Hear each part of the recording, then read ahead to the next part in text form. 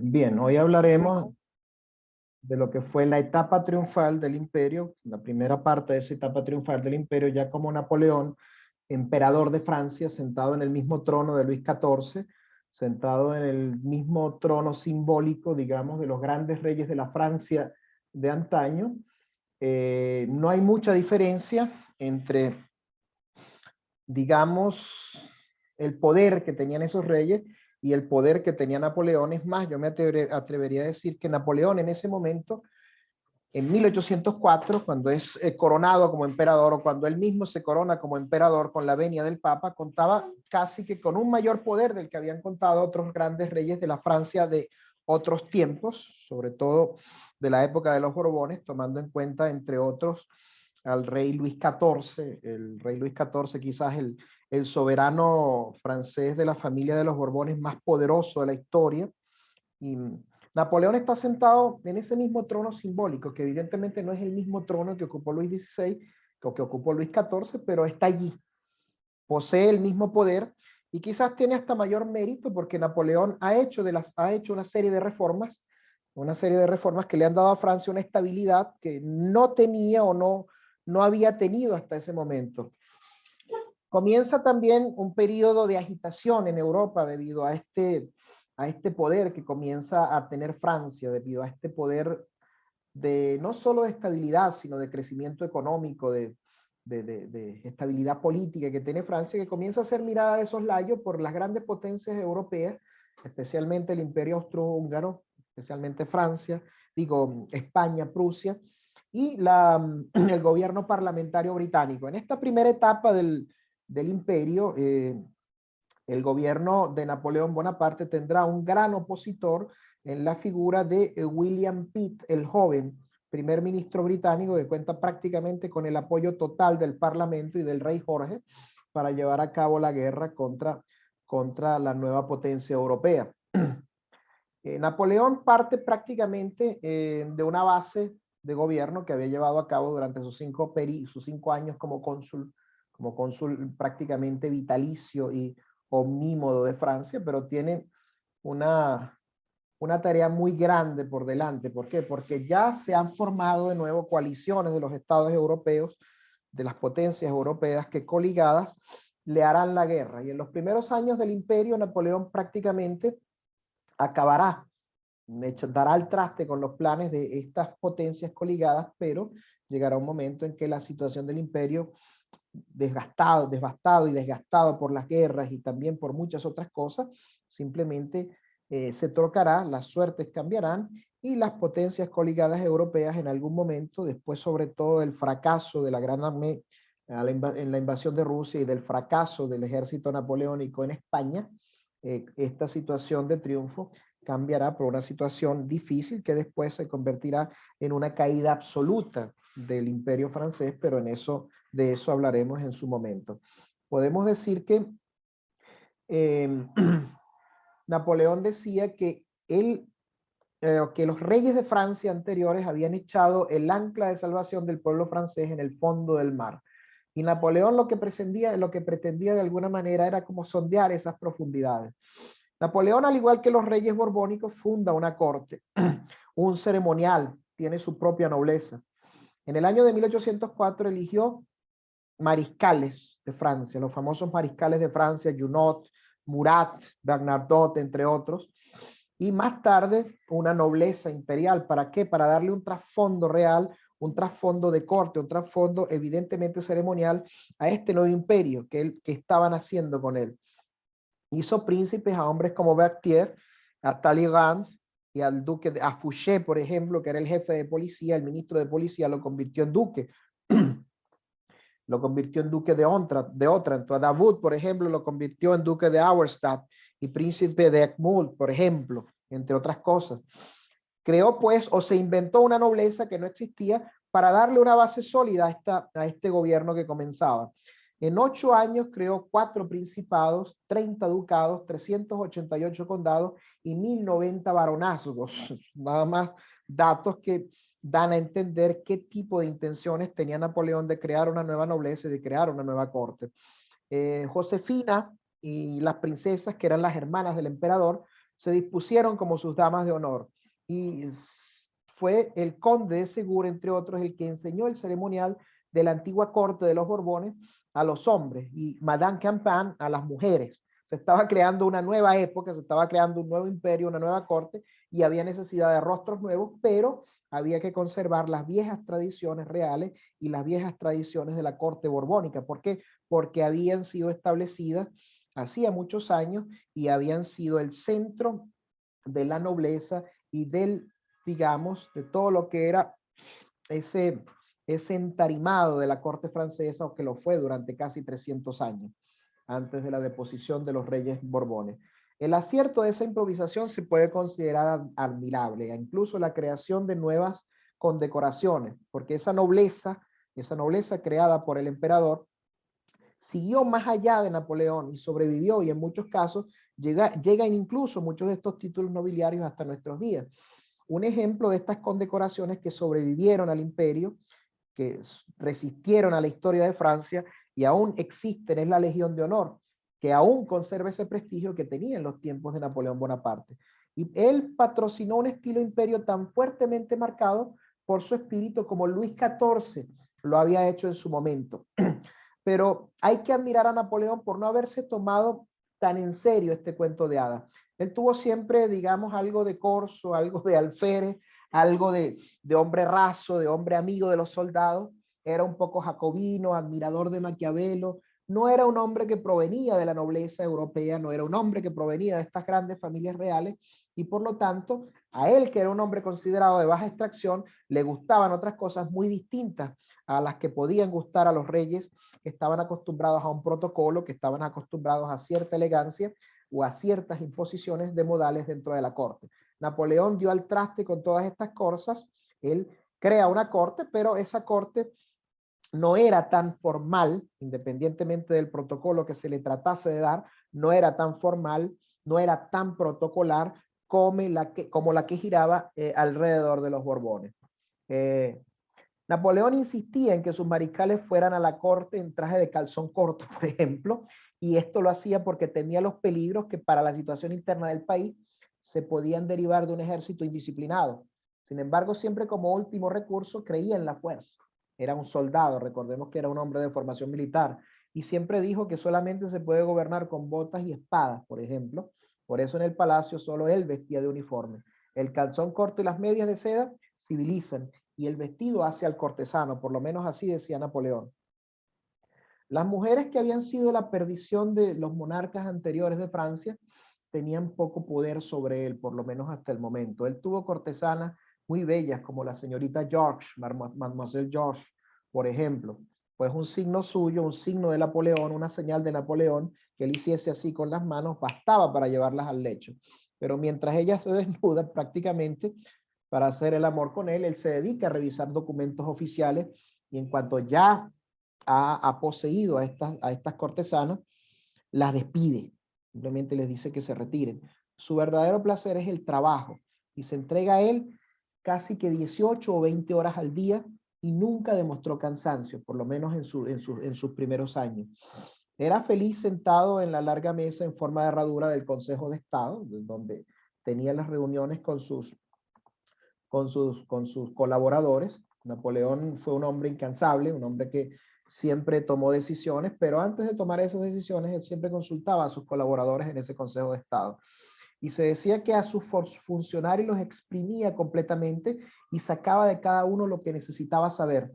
Tenía una mente ágil, gran imaginación, mucha lucidez y prácticamente ninguna confianza en los hombres. Pero que a pesar de no tener confianza en los hombres, aprendía de sus debilidades y sabía explotar esas debilidades. Según su biógrafo Stendhal, nunca tuvo un plan. Y es cierto, Napoleón tenía varios planes, o sus planes cambiaban siempre según las circunstancias, cambiaban constantemente, y su exceso de imaginación siempre le privaba del sentido de las proporciones. Cuando hacía proyectos a largo plazo se dejaba llevar por sus impulsos, entre otras cosas. Se puede dar un primer impulso a las cosas, decía, después esas cosas nos arrastran por sí mismas. Triunfa casi siempre en lo inmediato, especialmente en el campo de batalla y sobre todo en el Consejo de Estado. donde al mismo tiempo toma rapé e improvisa siempre un contagioso entusiasmo en todos sus colaboradores. Él sabe que habla con fluidez y correctamente y sabe que los hombres que giran a su alrededor lo admiran completamente. Por eso siempre se le ve en estos primeros años del imperio relajado, directo, tranquilo. La sociedad, dice él, necesita un sistema legal estricto y en esto consiste la humanidad del Estado.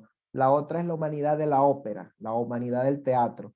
Si queremos tener buenos campesinos, eso es lo que hace fuerte a los ejércitos y no esos mozalbetes haraganes que acostumbran pasearse por las calles de las ciudades.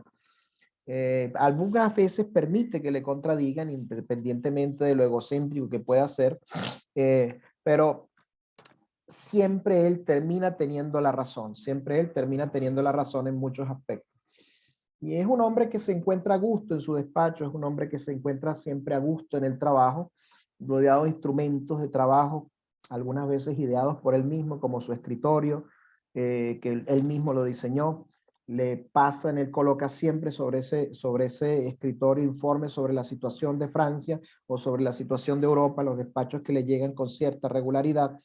Y también debemos decir que Napoleón poseía una asombrosa capacidad de asimilación y una memoria enorme.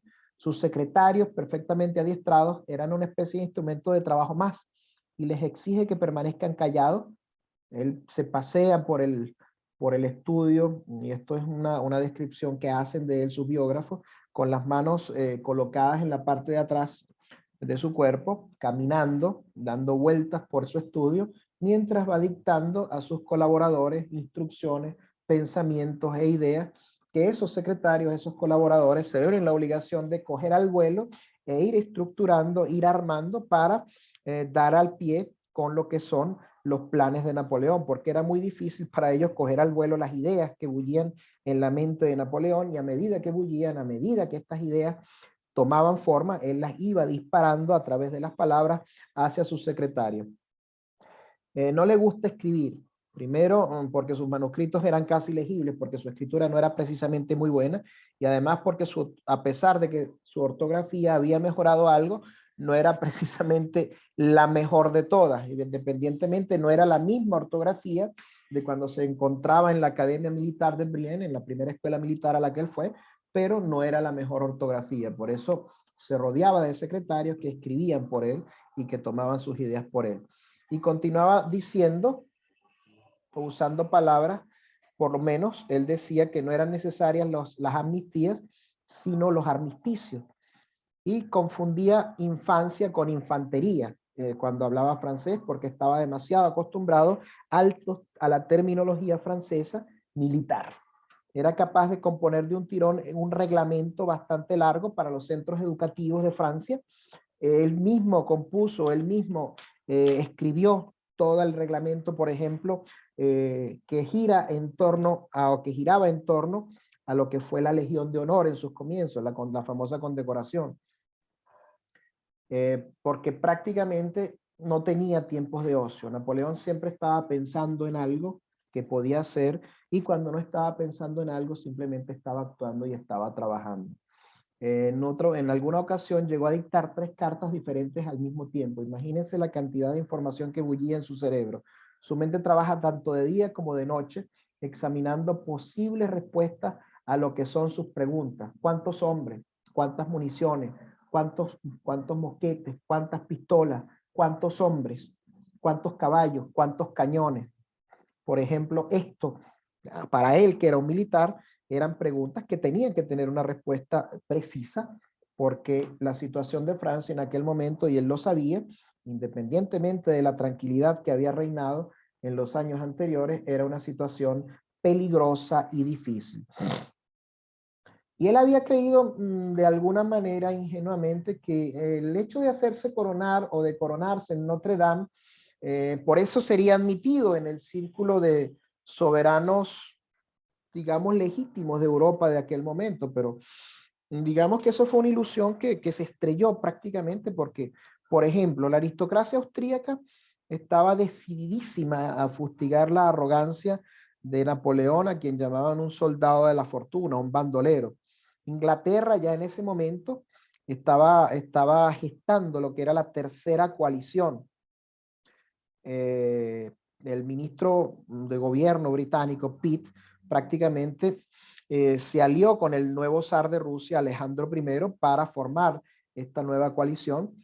Y mientras el Sacro Imperio Romano Germánico, decía Pitt, se estaba hundiendo, el Imperio Ruso era el que debería enfrentarse a este nuevo imperio francés que prácticamente amenazaba a las monarquías consideradas legítimas de Europa.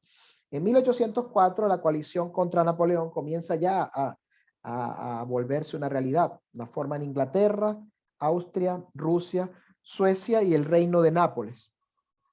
Y se proponen o tienen la idea de hacer volver a Francia a lo que eran sus antiguas fronteras antes de la Revolución. No lo dicen de una manera abierta para evitar que el pueblo bajo francés se alborote, y solamente hablan de las ambiciones, de las inquietantes ambiciones de Napoleón, y él lo que dice que su único propósito es aplastar a Inglaterra antes de que Inglaterra lo aplaste a él. Hay algunos historiadores que afirman que, por ejemplo, el campamento de Boulogne, corrígeme Gabriela si lo pronuncie mal, el famoso campamento de Boulogne que se creó para organizar la invasión de Inglaterra, la famosa invasión de Inglaterra que nunca se llevó a cabo, es una ficción. Yo no me atrevería a decir tanto. Yo sí creo que ese campamento existió realmente. Y él comprendía que los ingleses no lo abandonarían. Él hizo construir 2000 barcos con el convencimiento de que la travesía contra Inglaterra, el atravesar el Canal de la Mancha, era posible.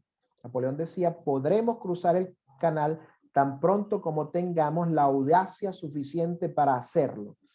Para tener éxito en esta empresa, él decía que era necesario atraer a la flota inglesa fuera del Canal de la Mancha, que era su reducto seguro, durante algunos días, y que era necesario que hiciese pasar a su ejército mientras la flota inglesa estuviese fuera del Canal de la Mancha. Él podía atravesar con sus barcas, con sus naves, el Canal de la Mancha y llevar a territorio británico 130.000 hombres que invadirían el país, y él estaba convencido de que el bajo pueblo de Inglaterra, el bajo pueblo londinense y de las ciudades del sur del país lo recibirían a él y a los franceses como liberadores. Pero aquí Bonaparte cometió el mismo error que cometió Hitler, simplemente estaba subvalorando, estaba de alguna manera subestimando al pueblo británico, y estaba subestimando de una manera muy grave a sus gobernantes.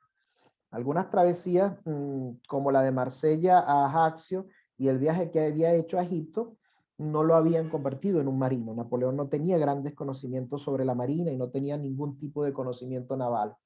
Y él lo sabía, pero intentaba de alguna manera, con ese entusiasmo y esa capacidad de convicción que tenía, de motivar a los almirantes de la Marina francesa a que dieran a ese paso, de que se empeñaran o se comprometieran más con ese proyecto de invasión de Inglaterra, pero estos almirantes no compartían su entusiasmo porque sabían muy bien, sabían a ciencia cierta todo el riesgo que significaba para una flota como la francesa, que era débil, muy, muy débil, enfrentarse a la Armada británica. Por ejemplo, él, como sus almirantes no compartían ese entusiasmo, él se encontraba completamente furioso. A su ministro de Marina, Decoy, le dijo que usted solo ha logrado exponerme sus dudas, sus recelos y sus temores, y estoy completamente indignado contra usted, por ejemplo. La flota francesa aún así permanecía bloqueada en el puerto de Toulon y en el puerto de Brest. Napoleón ordenó al almirante Villeneuve, que era el comandante de la Armada franco-española, que fuese a toda vela, que navegase a toda vela y que tratase de atraer a los ingleses hacia las Antillas.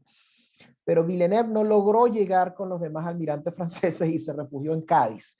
No quería arriesgar la única flota importante que todavía le quedaba a Francia, y prácticamente simplemente se escondió. Napoleón estaba furioso, completamente obcecado y lleno de rabia. Decía, ¿qué armada? Que no hacía más que hablar del infame Villeneuve. Simplemente decía que lo había traicionado. La revolución solo le había legado a Napoleón un número reducido de buques y algunos marineros mediocres, decía él. Y para distraer la atención de sus enemigos sobre el inmenso plan de invasión de Inglaterra, Napoleón se trasladó a Italia y recibió la corona de los reyes de Lombardía. Allí fue declarado como rey de Lombardía y su cuñado Eugene, el hermano de Josefina, fue nombrado virrey, después de que José Bonaparte y Luis Bonaparte se rehusasen a recibir ese encargo. Ambos se consideraban sucesores legítimos de la corona francesa, de la corona de emperador francesa, porque eran hermanos de Napoleón. Pero el tiempo pasaba y pasaba y los planes de invasión de Inglaterra nunca se concretaron. El mes de agosto de 1805 estaba a punto de terminar. Las tropas austríacas en ese momento comienzan a moverse y si Napoleón no actuaba pronto, Rusia se podía aliar con Austria. El 23 de agosto de 1805, Napoleón escribió a Talleyrand: me muevo con la mayor rapidez posible y he mandado a desmontar el campamento, marcho sobre Viena. Napoleón se fue a guerrear. Napoleón salió en una campaña que lo llevará a tener victorias importantísimas, victorias realmente importantes. La primera gran victoria la logrará en esta batalla, la batalla de Ulm, que se efectuó entre el 16 y el 19 de octubre de 1805, en el cual las tropas francesas prácticamente destrozan a un contingente del ejército austríaco al mando del general Mack. Napoleón había prácticamente previsto todo. Él sabía que se trataba de una campaña brillante, él sabía que tenía el poder suficiente para derrotar a los austríacos y posteriormente para derrotar a los rusos. Lo más sorprendente de esta gran armée, o gran armada, o gran ejército, que ese es el nombre que ya recibe a partir de ese momento, es precisamente que gracias al genio de su comandante supremo, Napoleón, obtiene victorias sin luchar y gana batallas con las piernas. El general austríaco Mack había avanzado hasta el pueblo de Ulm y descubre de pronto que Napoleón está entre él y la ciudad de Viena. Simplemente el general Mack, viendo la superioridad numérica de Napoleón, lo que hace es presentar una batalla sin mucha resistencia y prácticamente capitula sin disparar un tiro. 100.000 soldados austríacos se rinden de un tirón ante Napoleón Bonaparte en esta batalla, en esta pseudo batalla que duró 3 días del mes de octubre de 1805, y después se convierte esta victoria de Ulm en una especie de paradigma de la Armada francesa, del ejército francés, porque esta victoria brillante, esta victoria prácticamente sin disparar un tiro, sin arriesgar prácticamente un gran contingente de tropas, crea como una aureola de invencibilidad sobre la figura de Napoleón Bonaparte y de su ejército. Se dice que cuando los generales austríacos estaban en el medio con las tropas de Napoleón a su alrededor, los austríacos decían que estaban rodeados. Cuando Napoleón estaba en el medio con los austríacos a su alrededor, decían que estaban envueltos. Pero la estrella solo brillaba cuando conducía él personalmente sus tropas.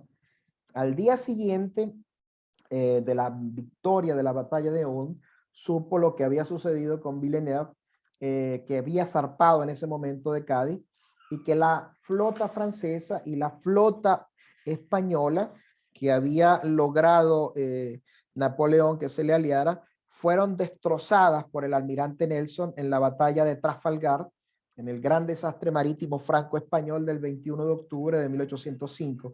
Esa armada que había heredado Napoleón de la Revolución y esos barcos que él le había añadido, porque había ordenado construirlos en los años posteriores, prácticamente fueron despedazados, fueron destrozados por la armada francesa, fueron acabados por la armada francesa, por la armada inglesa al mando del almirante Nelson en esta batalla. Recordemos que Nelson también había ya unos años antes vencido a la armada francesa en Abukir, en la batalla de Abukir en el Nilo, en el año de 1799, había destrozado prácticamente toda la flota que había llevado a Napoleón a Egipto y prácticamente dejó a los franceses varados en territorio egipcio.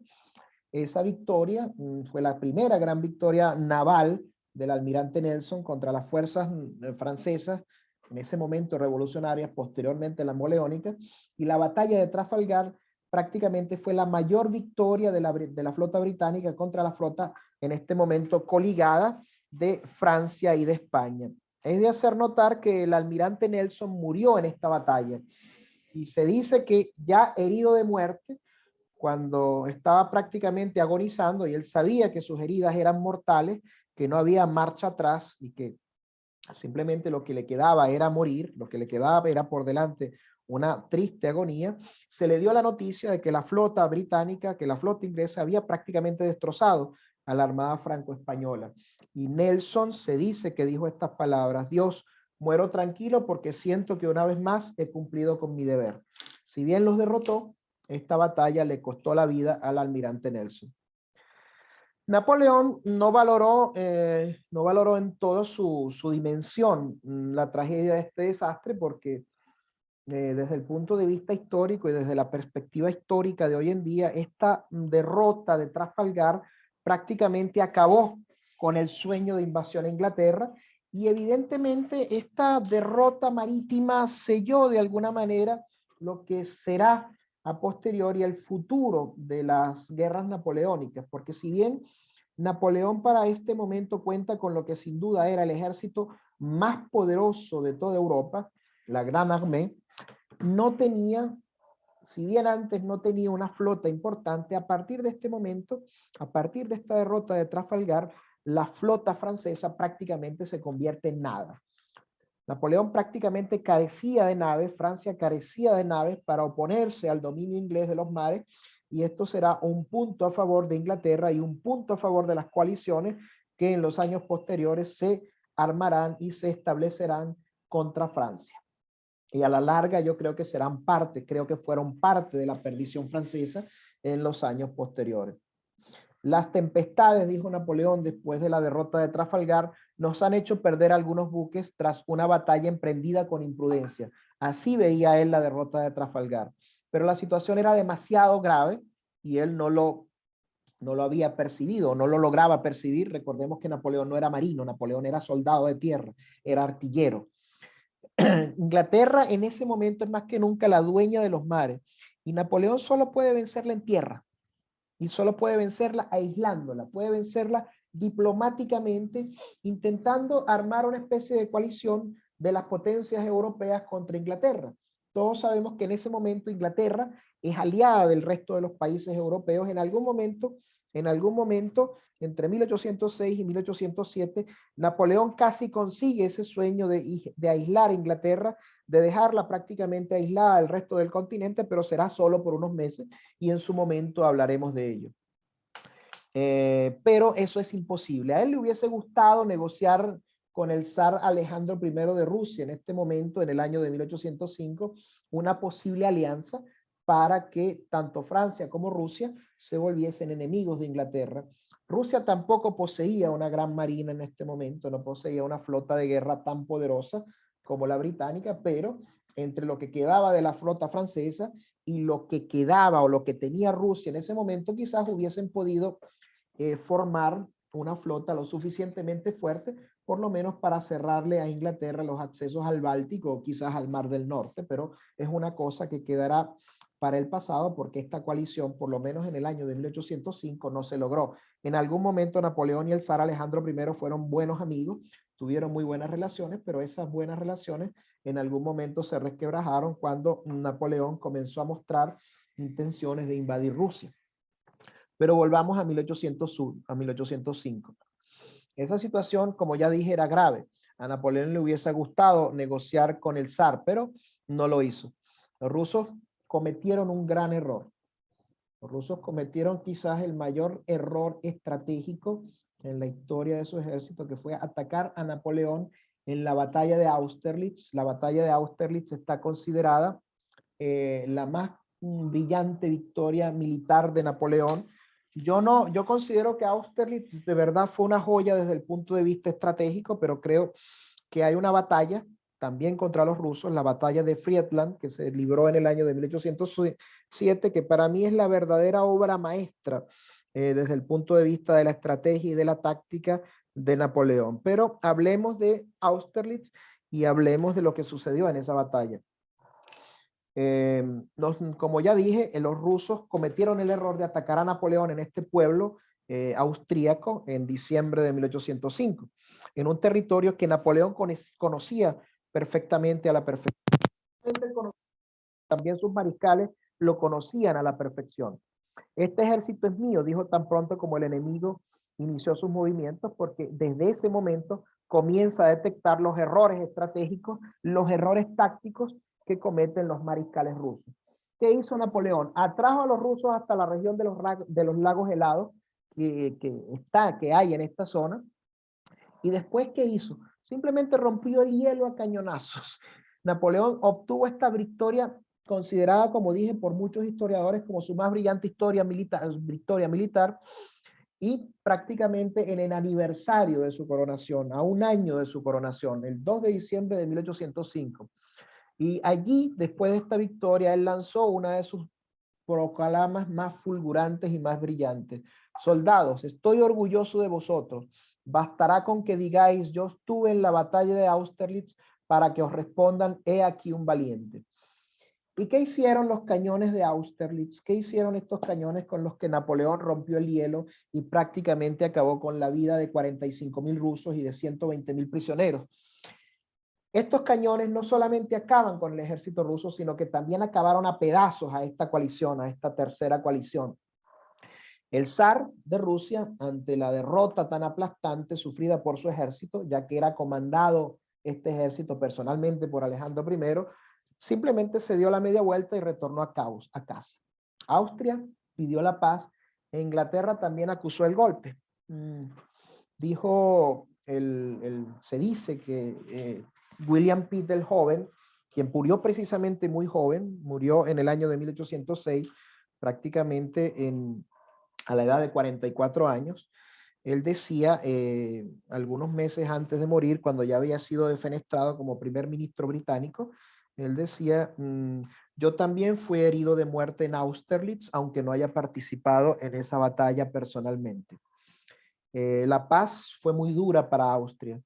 Napoleón no exige en este momento nada de Rusia. ¿Por qué? Porque quiere extender una especie de puente al zar de Rusia para negociar con él, para tratar de atraerlo a su entorno como aliado. Pero prácticamente a Austria le quita absolutamente todo. Le quita los territorios alemanes y le quita los territorios en Italia. ¿Qué hace Napoleón cuando quita a Austria sus territorios en Alemania? Crea lo que se llama la Confederación de Estados del Rin, integrada por 16 príncipes y algunos reyes menores, en la cual él se erige como protector. ¿Qué hace en Italia? Expulsa de Nápoles a los Borbones. Recordemos que en ese momento Nápoles, el reino de Nápoles formaba parte de la corona española. ¿Y qué hace? Nombra como rey de Nápoles a José Bonaparte, que posteriormente será también nombrado rey de España. Aunque José Bonaparte era un hombre muy poco dotado a las tareas de gobierno, muy voluntarioso, pero también bastante aficionado a la bebida. Esto más adelante le ganará el mote de Pepe Botella cuando fue coronado a la fuerza como rey de España para sustituir a Fernando VII, que fue hecho prisionero. Luis Bonaparte, quien es el marido honorífico de Hortense, la hermana de Josefina, fue nombrado rey de Holanda. Napoleón empieza a crear también una serie de reinados, una serie de tronos dependientes de su poder en el resto de Europa. Crea, por ejemplo, a Elisa Bacciocchi, la llama princesa de Lux y de Piombino, a Paolina Borghese, que era su hermana, que se había vuelto a casar después de la muerte del general Leclerc, la llama princesa de Guastalia, y a Jérôme, que era su hermano, a quien le obligó a anular su matrimonio con una dama norteamericana, lo hizo casarse con la princesa Catalina de Württemberg. Y de nuevo, Eugene se convirtió también en yerno del rey de Bavaria. Comenzaba Napoleón a maquinar, comenzaba Napoleón a urdir una especie de drama que iba a afectar de alguna manera a la nobleza europea, porque aún después de su caída y aún después de su muerte, muchos de estos personajes a quienes él encumbró a través de matrimonios o a través de nombramientos forzados, como el hecho de haber nombrado rey de Holanda a Luis Bonaparte, estas personas permanecerán, muchas de ellas permanecerán en esos títulos, permanecerán en estos cargos, y la nobleza europea de alguna manera se verá afectada, se verá influenciada por el poder que detentará Napoleón entre 1805 y 1811, que fueron sus años de mayor poder y de mayor auge. Pero, ¿qué es lo que pasa con Napoleón? ¿Por qué tiene este esnovismo monárquico? ¿Cómo pudo un hombre tan inteligente, tan sagaz, tan audaz como Napoleón no darse cuenta de que esto resultaba ridículo? Hacer prácticamente que sus parientes que provenían de la isla de Córcega, que provenían de la clase media de esta isla, prácticamente los impuso de manera forzada a la nobleza europea, los encaramó de manera forzada en los tronos de Europa. Él no está ciego, él ve los defectos de sus hermanos José y Luis, pero ¿qué es lo que lo lleva a hacer esto? Él lo que hace es servirse de su familia para afianzar su poder, porque él conoce perfectamente la fuerza del clan Bonaparte y conoce perfectamente la fuerza de sus parientes, sobre todo impulsados por Leticia Remolino, su madre, que es prácticamente la motivadora, que es prácticamente aquella que da fuerzas con su ímpetu, con su coraje y con su fuerza de decisión a todos sus hijos y a todos estos parientes que giran en torno a Napoleón y de sus hijos. Él está seguro que puede obtener de todos ellos, está seguro de poder obtener prácticamente algo de todos ellos, y él sabe que sin él todos sus hermanos y todos los parientes que giran en torno a él prácticamente no son nada. ¿Qué es lo que quiere obtener Napoleón? Unas garantías, unas ciertas garantías de lealtad, porque estos son sus parientes, ya que él sabe que los príncipes a quienes se ha impuesto en las batallas y a los príncipes a los cuales se ha impuesto por medio de tratados, en cualquier momento estarían dispuestos a traicionarlos y asesinarlos. A su regreso a París, después de estos 4 meses que pasaron desde la campaña que inició en agosto de 1805 y que terminó en diciembre de ese año con la entrada en Austria, con la entrada en Viena, en donde, por cierto, Napoleón y sus tropas fueron aclamados, en esa campaña en la que él prácticamente se había dedicado a redimensionar o a dibujar un mapa de Europa de acuerdo a sus ambiciones. Francia se encuentra prácticamente al borde del colapso económico. Los propietarios de los bonos públicos exigían el reembolso de los mismos, de lo que habían invertido en la compra de esos bonos al Banco de Francia. Y se corría el rumor de que el banco había sido arruinado a causa de la rapiña de los especuladores, como algunos de los miembros del gobierno. El ministro de Hacienda francés había prestado los fondos del banco a los intermediarios. ¿Qué era esto? ¿Un fraude? ¿Qué era? ¿Incompetencia? Napoleón regresó a toda prisa y actuó de una manera brutal para subsanar estos problemas. O simplemente los intermediarios devolvían el dinero o él los enviaría a la prisión. Y ya se sabía lo que significaba ir a la prisión. Y este ministro de Hacienda prácticamente ofrece su cabeza. ¿Qué queréis que haga con ella? Grandísimo desgraciado, por no decir la verdadera palabra que dijo Napoleón. A mí no me sirve tu cabeza, idiota. A mí me sirve que los intermediarios devuelvan todo lo que robaron. Y consiguió recuperar millones de francos, y desde a partir de ese momento Napoleón comenzó a sentir un desprecio absoluto, completamente absoluto hacia los negociantes. ¿Por qué? Napoleón era en el fondo un campesino. Napoleón era hijo de una familia donde la madre era la jefa del clan, Leticia. ¿Y qué era un concepto de buena inversión para Leticia? Adquisición de tierras, adquisición de cabras, adquisición de vacas, adquisición de ovejas. Eso era lo que consideraba Leticia como una buena inversión económica. Y a su hijo, evidentemente, a Napoleón, no le interesaba el mundo de las finanzas, no le interesaban los créditos, no le interesaban los capitalistas, no sabía de esas cosas como para ocuparse de ellas, y por eso siempre delegó estas funciones a hombres que alternativamente lo hicieron bien o mal. En este caso, este ministro de Economía, Barbé-Marbois, ministro de Hacienda, prácticamente con su actitud, con su actuación, había hundido casi económicamente a Francia. Se dice que Napoleón le decía a su hermano José: estoy contento con mis asuntos, tuve muchísimas dificultades para arreglarlo y para conseguir que una pandilla de bribones como esos vomitasen lo que se habían tragado. Estaba decidido a hacerlo fusilar sin juicio. Gracias a Dios devolvieron el dinero y todo este asunto me ha puesto de mal humor. Te digo esto, José, para que veas cuán viles son los hombres. Un jefe de gobierno debe tener una gran dosis de bondad para no volverse misántropo. Napoleón estuvo a punto de hacer fusilar a estos intermediarios que, según su óptica, se habían robado este dinero. A este punto quisiera escuchar las opiniones de Gabriela y de Hilda. Ya he hablado durante casi 40 minutos sin parar y me gustaría que Gabriela e Hilda me diesen su opinión. Hilda. ¿Me escuchan? Sí, perfectamente. Bueno, es que es tanta información. A mí lo que más me queda de esta clase es la lucha contra Inglaterra, o cómo eran estas luchas europeas, y lo comparamos con ahora, la unificación, la separación. Es como una historia de no acabar, solo que allá antes era como sanguinaria y tal vez terrible, y ahora es como más política, pero es una historia que no termina, claro, de diferentes formas. Y, y sigo siempre admirada, ¿verdad? Me gustó mucho la parte que decía que era capaz de dictar hasta 3 cartas. Personas son brillantes, ¿verdad? Y eso me impresiona. Yo estoy arrobada con el personaje de Bonaparte, no tanto de su moral, pero sí de su inteligencia.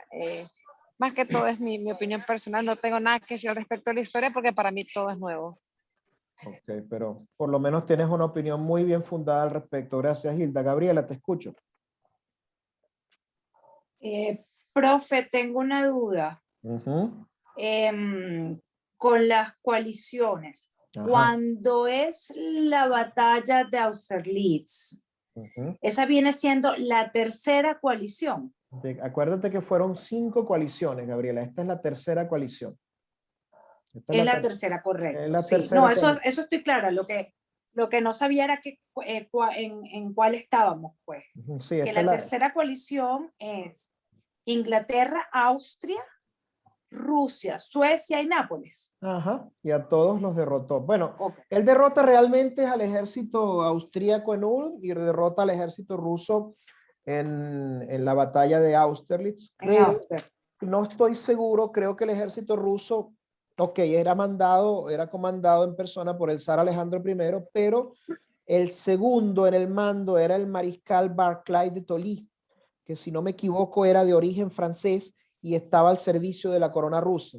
Y después de esta derrota aplastante que sufre el ejército ruso en Austerlitz, donde prácticamente se ve humillado, él depone a Barclay de Tolly, prácticamente le quita el mando del ejército ruso y en ese momento entra en acción otro de los grandes generales rusos de ese tiempo, que fue el general Mikhail Ilarionovich Kutuzov, que será el cual a la larga derrotará a Napoleón después de lo que fue la retirada de Moscú en 1812. Pero sí, en este momento estamos en la tercera coalición, que la forman Inglaterra, Rusia, Austria y el Reino de Nápoles. Pero todavía Prusia no ha intervenido. Prusia intervendrá más adelante y también recibirá lo suyo. Ya lo veremos en su momento. Prusia recibirá una derrota aplastante en algún momento. ¿Algún otro comentario, Gabriela? Sí, ok. Y después de la batalla de Ulm, viene Trafalgar. Sí, viene el desastre de Trafalgar. Dime. Ok, ¿por qué había una alianza entre Francia y España en ese momento? Esa alianza obedece sobre todo al hecho de que Inglaterra estaba en ese momento conspirando a favor de las colonias españolas en América para obtener la independencia por motivos comerciales. Acuérdate que los británicos siempre han tenido un espíritu comercial extraordinario. Recordemos cómo se apoderaron de la India, cómo expulsaron a los franceses, cómo expulsaron a los portugueses, y ellos querían de alguna manera expulsar a los españoles de América. ¿Para qué? Para que estas repúblicas, una vez declaradas independientes, pasasen a ser una especie de protectorado británico. Además, quedaba un resquemor muy grande, un resquemor muy fuerte, porque durante la guerra de independencia de Estados Unidos, la corona española apoyó a las 13 colonias que se independizaron de la corona británica. Acuérdate que tanto Francia como España, los Borbones, apoyaron a las 13 colonias que dieron origen a los Estados Unidos en su proceso independentista contra la corona británica. Y de hecho, es muy sabido, muy conocido que el ejército francés y que efectivos del ejército francés participaron en batallas de la Guerra de Independencia de Estados Unidos. Dime, Hilda, levantaste la mano. Bueno, quería comentarles que, bueno, esto de la historia va y viene. Nosotros ahorita tenemos unos proyectos que en Honduras que se llaman sedes, empiezan con Z, porque son zonas como específicas de donde van a haber unas regulaciones especiales. Mucha gente está en contra de ellas, y hay una que particularmente se va a hacer en la isla de Roatán, que fue territorio inglés. O sea, Honduras, que fue colonia española, tuvimos la independencia, luego tenemos las islas británicas, que fueron las islas de la Bahía, y en uno de esos acuerdos dice que Honduras no puede hacer tratados con esa isla que vayan en contra como de la soberanía del país. Entonces, un tratado con inglés se está tratando de usar ahora para que no se hagan estos proyectos de inversión extranjera que tengan sus propias leyes, serían como zonas exclusivas. Entonces, ahorita lo que me está comentando, cómo esto de España apoyó la independencia de Estados Unidos, como Inglaterra tenía injerencia, inclusive en Centroamérica, que era un territorio muy lejano para ellos y de poco interés, me imagino, pero todavía tenemos una colita de eso. Sí, todavía ese tipo de influencia queda con el paso de los años y con el paso de la historia. Gracias por tu intervención, Hilda. ¿Algún otro comentario, Gabriela? No, profe. Estoy todavía aquí como digiriendo la información. Es demasiada información, como bien lo dice y como bien lo dice Hilda. Bueno, sigamos adelante entonces. Sí. Hagamos una pequeña pausa, sigamos adelante. Y prácticamente durante estas victorias que había logrado en esta campaña relámpago, en esta guerra relámpago de 4 meses, ¿qué esperaba Napoleón de estas victorias? Él lo que esperaba era simplemente una paz duradera. Pitt había perdido su poder, había sido defenestrado como primer ministro británico y lo había sucedido Fox. Pero en Inglaterra era muy frecuente que los partidos de signo contrario siguiesen la misma política exterior, que es de alguna manera algo de lo que sucede hoy en día en Inglaterra también, ¿no? Esa tradición se ha mantenido desde los tiempos en los cuales la monarquía británica perdió prácticamente sus facultades ante el Parlamento después de la Revolución Gloriosa, en la que actuó un personaje también muy importante de la Europa de ese entonces. Hablo de muchos años antes de Napoleón, hablo de Guillermo de Orange, quien fue, digamos, que ocupó el trono de Gran Bretaña por un periodo después de esta Revolución Gloriosa, que prácticamente le cercena los poderes a la corona británica y le da prácticamente todo el poder de gobierno y el control del gobierno y del Estado al Parlamento y al primer ministro. Fox, el nuevo primer ministro británico, es amigo de los liberales franceses y es amigo también de Lafayette, entre otros, pero no le agrada a Napoleón. ¿Qué es lo que sucede también? En este momento comienza a entrar en escena Prusia. Prusia que reanudó las hostilidades contra Francia con el pretexto de la posesión de la zona de Hannover, del electorado de Hannover, ¿no? Prometida por Napoleón simultáneamente tanto a los ingleses como al rey de Prusia.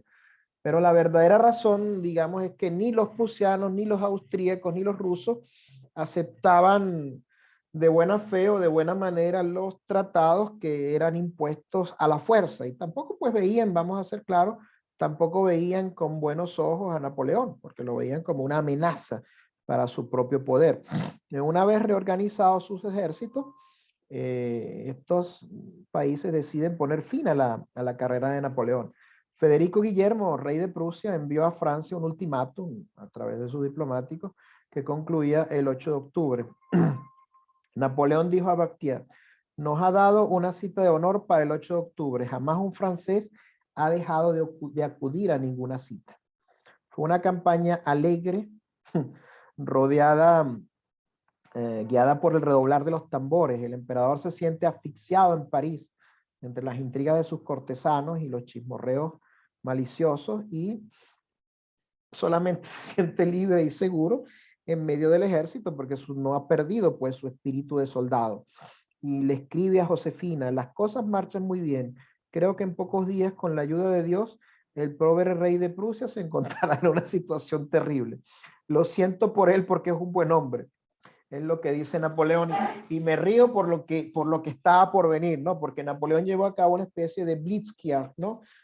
Usamos este término alemán que se hizo muy famoso por las campañas de la Wehrmacht, el ejército no alemán, no nazi, el ejército alemán, porque la Wehrmacht estaba poco contaminada por el nacionalsocialismo.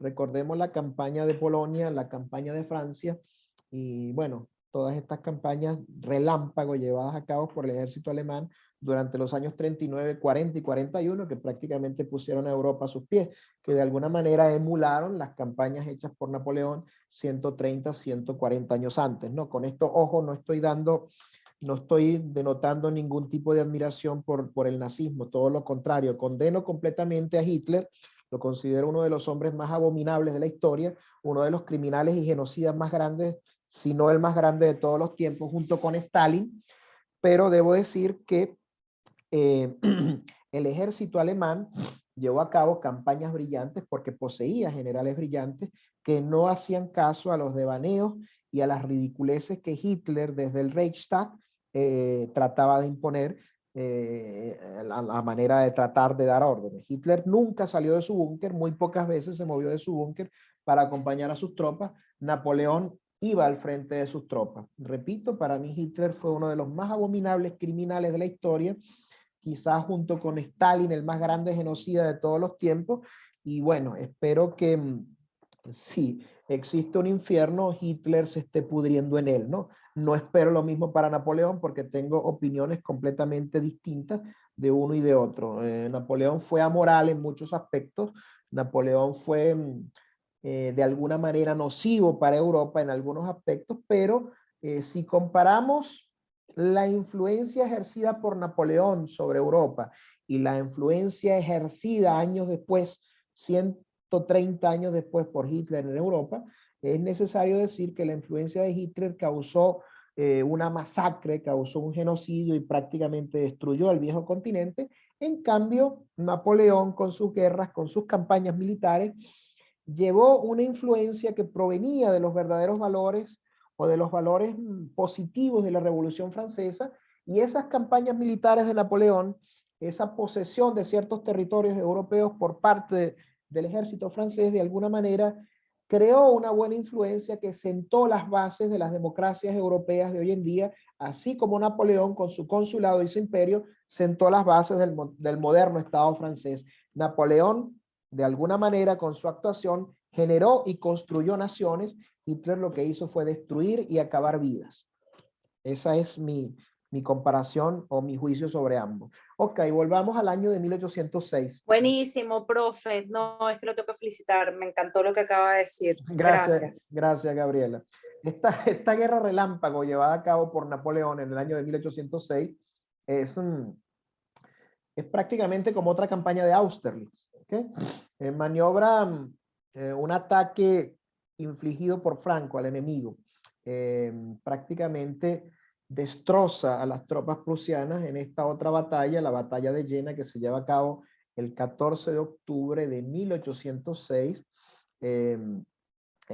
Prácticamente aplasta con una maniobra envolvente de flanco, de caballería y de infantería a las tropas prusianas, con una maniobra envolvente.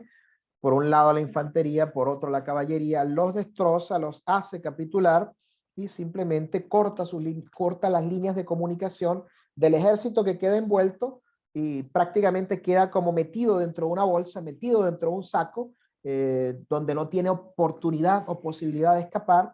De esta manera corta sus líneas de comunicación con el resto del grueso del ejército prusiano y los despedaza prácticamente. Primero en la pequeña batalla de Saalfeld y después en esta victoria admirable, esta victoria completa, que es la batalla de Jena del 14 de octubre de 1806. Es necesario acotar que las batallas de la primera campaña italiana, la batalla de Marengo, o las batallas libradas durante la campaña de Egipto, no se parecen en nada a estas grandes batallas en las cuales Napoleón enfrenta a grandes contingentes de ejército. ¿Por qué? Porque los 40.000 hombres que él tenía durante la primera campaña italiana enfrentaron a 60, 70.000 austríacos o a 50 o 60.000 piamonteses en algún momento, pero acá se está enfrentando a contingentes de ejércitos superiores a 120.000 hombres, ¿no? Evidentemente también el ejército napoleónico es muy grande y de aquí, aquí estamos hablando prácticamente de grandes batallas, de las más grandes batallas libradas hasta ese entonces por ejércitos de tierra. Después de la batalla de Jena, en la que aplasta al ejército prusiano, la reina María Luisa de Prusia huye prácticamente. Y Napoleón escribe a Josefina de esta manera: querida, he desplegado una excelente estrategia contra los prusianos. Ayer obtuve una gran victoria. Estuve muy cerca del rey de Prusia. Por muy poco no logré capturarle a él y a la reina. Me siento muy, muy bien, maravillosamente bien. Sí, en ese momento Napoleón se siente maravillosamente bien, aunque nada más duerme 5 horas diarias. Comienza a engordar, ya no es aquel general que pesaba 50 kilos, que tanto criticaba Josefina de Beauharnois, creo que es así que se pronuncia, soy muy malo para el francés, Gabriela, durante su... Beauharnais. Beauharnais, disculpa, durante los primeros tiempos, sí, no es ese mismo general deshilachado, delgado, de profundas ojeras, del cabello largo que tanto critica Josefina en los primeros tiempos de su relación. Ahora es el emperador, ha probado las mieles del poder, las mieles del triunfo, tiene a Europa a sus pies, prácticamente es el hombre más poderoso y más famoso de Europa, el árbitro de los destinos de Europa, y esto evidentemente lo lleva a relajar las costumbres y de ahí comienza a producirse una especie de gordura, un aumento del tamaño del volumen, del físico de Napoleón, precisamente porque ya no camina tanto, va siempre a caballo, ya no acompaña a la infantería marchando con sus soldados, ahora es el emperador y tiene de alguna manera, aunque comande a sus tropas, aunque esté siempre junto con ellas, tiene que mantener esa distancia porque no es un simple general de la revolución, ahora es el emperador de los franceses y es, como lo dije, el árbitro de los destinos de Europa. ¿Ok? Napoleón experimenta la felicidad del artista que se da cuenta que está prácticamente llegando a la plenitud de su forma. Después de todos los prusianos, este ejército prusiano que ha derrotado son los herederos de el gran rey guerrero Federico el Grande de Prusia, uno de los más grandes estrategas militares de todos los tiempos, un gran estratega del siglo XVIII. Prácticamente Napoleón se enaltece y se vanagloria tanto a sus soldados porque él considera haber derrotado a los mejores soldados del mundo y prácticamente los ha vencido. Los ha vencido de un tirón prácticamente. Y se dice, y algunos historiadores lo confirman, aunque si bien yo no tanto, porque eran dos personalidades muy distintas, que para Napoleón quizás el único héroe era el rey Federico el Grande de Prusia, y se dice que lo haya querido imitar de alguna manera. Yo no creo que Napoleón haya querido imitarlo, porque si bien el rey Federico el Grande de Prusia fue un gran estratega, uno de los más grandes estrategas militares de todos los tiempos, y un rey extraordinariamente notable, no ejerció bajo ningún concepto en Europa una influencia como la que está ejerciendo Napoleón en este momento. El rey Federico el Grande tuvo bajo sus órdenes al mejor ejército de su tiempo, como en algún momento el rey Carlos V o Carlos I de España tuvo también bajo su mando al mejor ejército del mundo, que eran los tercios, la famosa infantería española que se hizo famosa por haber prácticamente ganado todas las campañas guerreras de la Europa del siglo XVI, ¿no? Pero Napoleón creo que bajo ningún concepto intenta imitar a Federico el Grande de Prusia. ¿Qué mayor placer puede obtener un hombre que ha moldeado su vida a imitación de Federico el Grande, dicen algunos historiadores, que dormir en su palacio, que es el palacio de Potsdam, la capital de Prusia en ese momento, y enviar la espada de Federico el Grande de Prusia al Museo de los Inválidos en París? Yo repito, no estoy de acuerdo con esta comparación tan próxima que se hace de Napoleón y Federico el Grande, en la que se dice que Napoleón intenta imitarlo.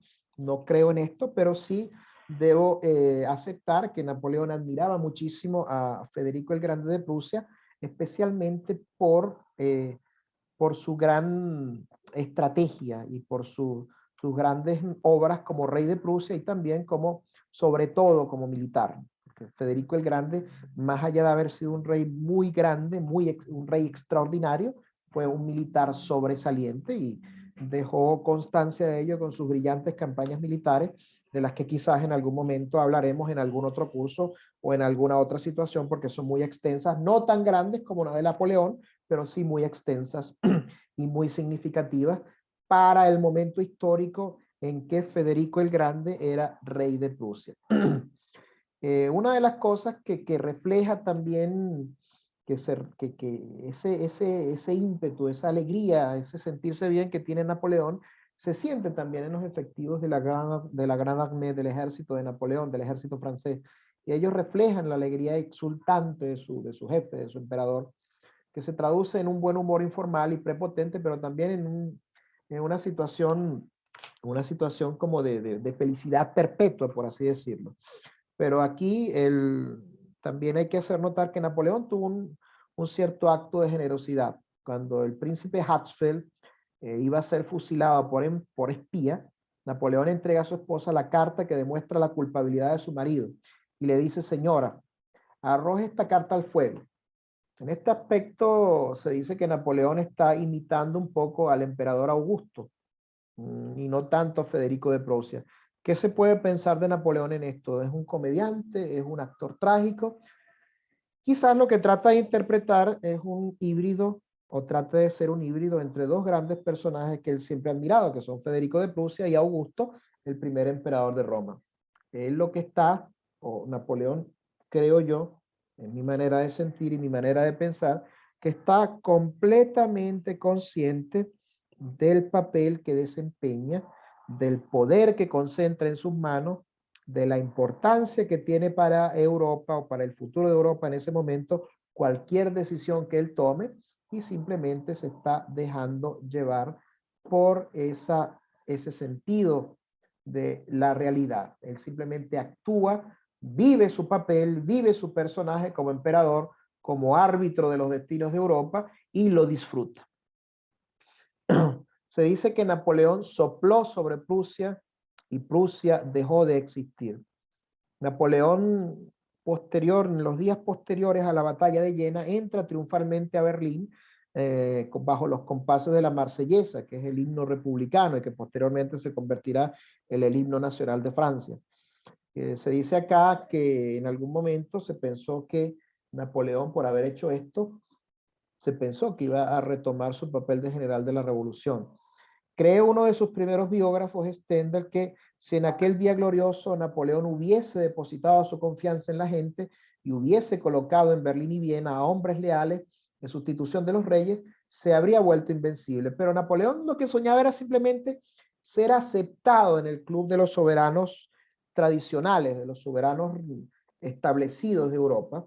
Él, independientemente de que venía, como dije, de abajo, quería ganarse el derecho de ser tomado en cuenta dentro de los soberanos de Europa, gracias a sus victorias y gracias a sus batallas, pero esto, como bien sabemos, nunca sucedió. Era una especie de humildad peligrosa esta que tenía Napoleón, una humildad peligrosa, y para llevar a cabo sus deseos, tenía que acabar con los que eran en ese momento sus dos principales enemigos. Nada más y nada menos que Inglaterra, gobernada por el primer ministro Fox, y Rusia, en ese momento gobernada por quien era en 1806, en noviembre de 1806, su acérrimo rival, el zar Alejandro I. ¿Qué hace Napoleón para tratar de doblegar a Inglaterra? Decretó una especie de bloqueo continental el 21 de noviembre de 1806, a través del cual se prohibía en Europa todo comercio de cualquier tipo con los ingleses. Solo le faltaba obligar al zar de Rusia a aplicar ese decreto, y para intentar obligar al zar, para prácticamente ponerle el puño debajo de la nariz y hacerle ver su poderío, Napoleón hace lo que había hecho hasta ese momento: invadió Polonia, que era en ese momento posesión rusa. Pero luchar contra los rusos es como perseguir a una sombra. Sus tropas se mueven muy sigilosamente, los territorios los territorios rusos cubiertos de hielo, cubiertos de estepas, misteriosos para la mayor parte de los europeos, son prácticamente desconocidos e indescifrables para los mariscales de Francia y para Napoleón. La nieve lo cubre todo. Los franceses combaten de noche contra un enemigo fantasmal que tiene la orden de no hacer ruido. Recordemos que quien mandaba las tropas rusas también en Polonia, en el momento de la invasión, es el general Mikhail Ilarionovich Kutuzov, de quien hablaremos más extensamente en su momento. Las provisiones del ejército francés en esta campaña son escasas y los grandes veteranos de guerra, los que habían acompañado a Napoleón desde Italia, comienzan como a ver con malos ojos, a refunfuñar acerca de lo que está pasando. Pero también en esta ocasión hay algo que históricamente ha sido discutido por los historiadores.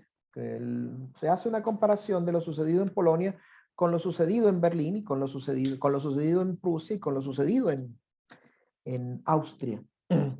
Si Napoleón hubiese puesto en Polonia, si se hubiese presentado como libertador de Polonia y hubiese puesto en Polonia a alguien que representase los anhelos del pueblo polaco, habría tenido completamente al pueblo polaco de su parte. Hay una historia legendaria sobre Napoleón y sus intimidades. Una de sus amantes más conocidas, la condesa María Walewska, que se sacrificó a sí misma, sacrificó su abolengo, sacrificó su título nobiliario y prácticamente se entrega por sí sola a Napoleón. Se dice que por patriotismo, como para tratar de ganar la liberación de Polonia. Pero ¿qué es lo que desea Napoleón en ese momento por encima de todas las cosas? Que él en el fondo, a pesar de tener como enemigo al zar Alejandro I y de haberlo, digamos, de haber hecho que el ejército ruso se retirara sin ser derrotado completamente en esta campaña, porque no hubo grandes acciones en esta pequeña campaña de Polonia en este periodo, salvo la batalla de Eylau, de la cual hablaremos más adelante. La condesa, volvamos a la condesa María Walewska, se había entregado a Napoleón como una especie de sacrificio para tratar de convencerlo de que liberara Polonia. Ya dije que Napoleón lo que quería era, en el fondo, tener como amigo al zar, reconciliarse con él, y no quería contraer ningún compromiso irrevocable. Pero aquí sucedió algo. La condesa quedó embarazada y eso demostraba que Napoleón podía tener hijos. Aquí nació la vía que habría de conducirlo al divorcio de Josefina, que habría de llevarlo a repudiar a Josefina, a la que acusó de no darle hijos y a la que acusó de estéril. ¿Por qué? Porque simplemente la condesa María Walewska, al quedar embarazada de Napoleón, había demostrado que éste no tenía problemas de esterilidad, que no tenía problemas para dar hijos. Este hijo de Napoleón, tenido en el vientre de la condesa María Walewska, no será un personaje muy importante con el paso del tiempo, no será un personaje muy importante de la historia, pero fue el punto de partida para que Napoleón se divorciase de la emperatriz Josefina. Independientemente de este divorcio, que ocurrirá en años posteriores, Josefina seguirá siempre conservando el título de emperatriz de Francia. Bien, creo que ya he hablado bastante por hoy. Me gustaría escuchar algunas opiniones tanto de Hilda como de Gabriela. Gabriela, una palabra para ti. Profe, yo siempre con mis dudas. Mire, si él lo que quería era reconciliarse con el zar, ¿cómo va a invadir Polonia que le pertenecía a Rusia? Pero fíjate cuál es el método de Napoleón. Yo te pongo el puño debajo de la nariz y te digo, reconcíliate conmigo porque no te conviene ser mi enemigo. Porque si eres mi enemigo, te invado. ¿Me explico? Ese era el método de Napoleón. Él invade Polonia como para decirle, mira, no te conviene meterte conmigo, mira de lo que soy capaz de hacer. Te destrocé en Austerlitz, te destrocé en Eylau y te voy a volver a destrozar. Y realmente lo hizo. Como una especie de amenaza, como una advertencia, ¿no? Sí, él quería también. Sí, como una especie de advertencia. Sí, una advertencia. Es como el cuento de Hitler con Inglaterra. Hitler siempre quiso la paz con Inglaterra y buscó todos los medios posibles de de lograr un acuerdo, de lograr un tratado de paz con Churchill. Lo que pasa es que Churchill era muy obstinado, y con razón lo era, y Churchill nunca se quiso dejar doblegar por las amenazas de Hitler. Incluso, Gabriela, el sistema que usa Napoleón contra el zar Alejandro I es el mismo que intenta usar Hitler contra los británicos cuando lleva a cabo la famosa campaña de bombardeos conocida como la Batalla de Inglaterra entre 1940 y la primera etapa del año de 1941, que prácticamente durante 4 meses devastó las principales ciudades británicas, y causó más de 40.000 muertos gracias a los bombardeos, ¿no? Esto es prácticamente lo que intentaba hacer Napoleón. Hay algunos analistas históricos y analistas militares que dicen que la escasa estrategia militar que podía tener Hitler, porque recordemos que Napoleón era un militar de carrera, Hitler era simplemente un pintor fracasado, un cabo fracasado del ejército alemán en la Primera Guerra Mundial, que por un golpe de suerte llegó a ser dictador de primer ministro del Estado alemán y después dictador de Alemania. Pero se dice que esta escasa estrategia, estos escasos conocimientos de estrategia que tenía Hitler, los había adquirido leyendo prácticamente la historia de las campañas de Napoleón y sus métodos de disuasión y sus estrategias militares. Se dice que allí viene el escaso conocimiento militar que poseía Hitler. Pero este intento de reconciliarse con el zar simplemente es a través de la fuerza. Como diciéndole, te conviene tenerme como amigo, no te conviene tenerme como enemigo porque soy capaz de invadirte y de destrozarte, como ya lo había hecho prácticamente con media Europa. ¿Entiendes el punto de vista? Sí, ya, entendí perfecto. Gracias. ¿Algún otro comentario, Gabriela? No, otra pregunta. ¿Ese bloqueo continental contra Inglaterra duró cuánto tiempo? Duró unos 2 o 3 años y simplemente fracasó porque, primero que nada, las mercancías inglesas siguieron entrando de contrabando a Europa y los estados europeos siguieron comprándole de contrabando a Inglaterra. Segundo, los británicos se las ingeniaron para crear situaciones que con el paso del tiempo fueron minando el poder de Napoleón en Francia y fueron minando también su poder en el resto de Europa a través de la compra de voluntades de funcionarios de los gobiernos, no solo de Francia, sino de los demás estados en los cuales Napoleón tenía a sus hombres, digamos, de confianza como gobernantes o como representantes, ¿no? Así que ese bloqueo es más que todo una cosa simbólica, porque realmente no ejerció ninguna influencia. Es como el bloqueo que tuvo Gran Bretaña durante la Segunda Guerra Mundial, cuando la Marina alemana prácticamente lanzó todas sus fuerzas contra la Real Marina Británica, especialmente en la guerra de submarinos, ¿no? Inglaterra quedó bloqueada, la flota comercial británica prácticamente quedó bloqueada, pero Inglaterra nunca se rindió, porque siempre se las ingeniaron para encontrar la forma de seguir adelante y de cambiar el rumbo de las cosas, como realmente lo hizo Inglaterra, tanto en 1808, 1809, como en 1940 y 41. Es un bloqueo más que todo simbólico, porque los rusos tampoco lo apoyaron. Los rusos por un periodo se mantuvieron como independientes, como a una distancia igual tanto de los franceses como de los ingleses, observando el panorama para ver qué iba a pasar.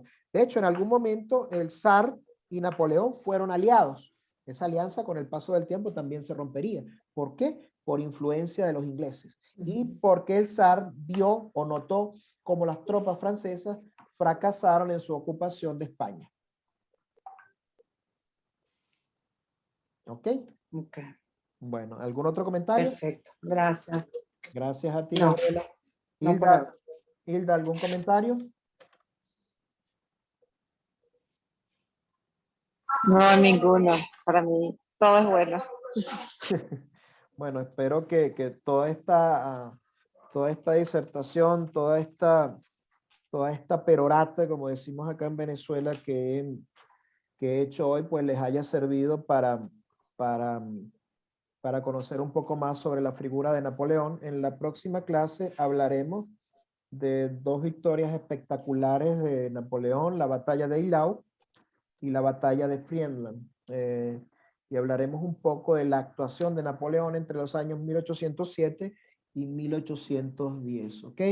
Muchísimas gracias pues por su atención, muy buenas noches y un cordial saludo tanto para ustedes, Hilda y Gabriela, como para las personas que nos verán a través de la grabación. Gracias por haber participado y las espero el día lunes. Muy buenas tardes, Gracias. muy buenas noches. Gracias, profe. Feliz tarde para todos. Chao, Hasta chao, luego. Hilda. Chao.